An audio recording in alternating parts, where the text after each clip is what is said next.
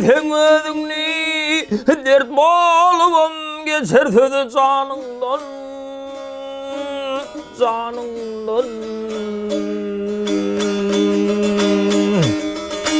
Rak durma kadrın bilen kardeşten her iş tutsan olgu onur yanından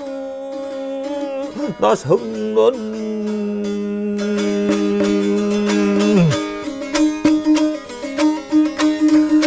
Kahra minvem kaldırmağını şeytani söze uyuvam unutmağın Rahman o Rahmani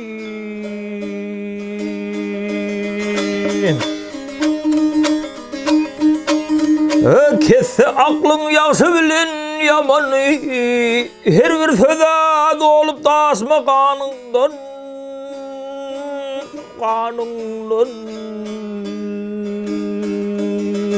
Ay gele kanından gel gele kanından her bir söze dolup taşma kanından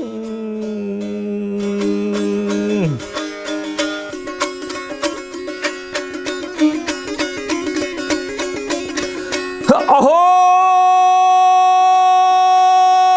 varsa bolan işler hakkın işedir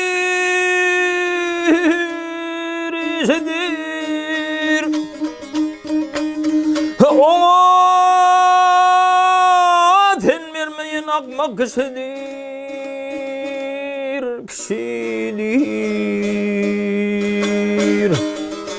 Bir yaman söz ana yılan işidir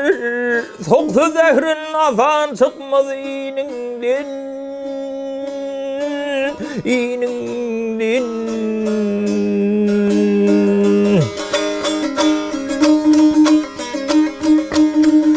Maktım ulu ne zamandır bu zaman Mesle akıl bolmaz ol bolur nadan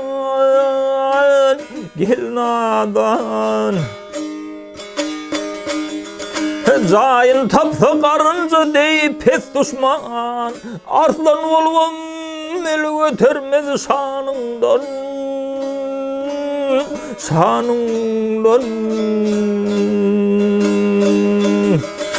Ay gele şanından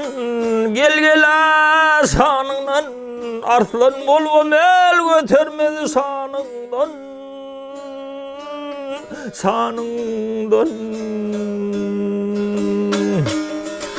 Cayın tapsa karınca deyip pes düşman Arslan olva amel götürmez şanından